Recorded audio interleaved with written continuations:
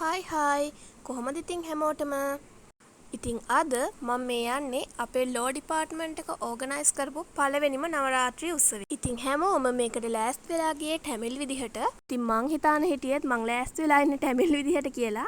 ඒත් පස්සේ බලනකොට එහෙම එකක් ඇත්තටම පෙනුනේ නැහැ.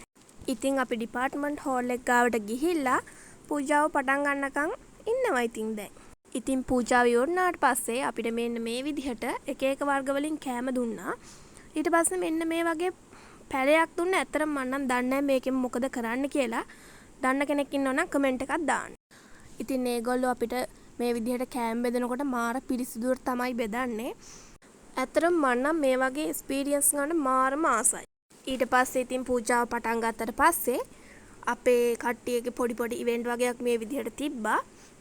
සින්දු කිව්වා පොඩි කතා වගේක් එහෙමත් තිබ්බා. ඇත්තටම ජෙෆ්නා කැම්පස් එක කියලා කියන්නේ ජීවිතේට මාරම හොඳ එක්ස්පීරියන්ස් ටිකක් ගන්න පුළුවන් තැනක්.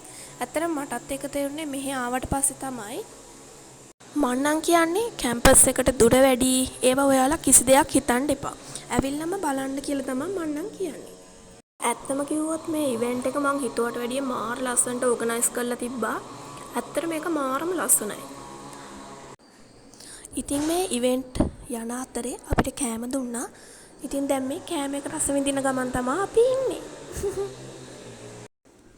ඉතින් අන්තිමේට උත්සවය ඉවර වුණාට පස්සේ අපි කාලා බීලා සතුටින් ආයෙත් හොස්ටල් එකට තමයි මේ යන්නේ.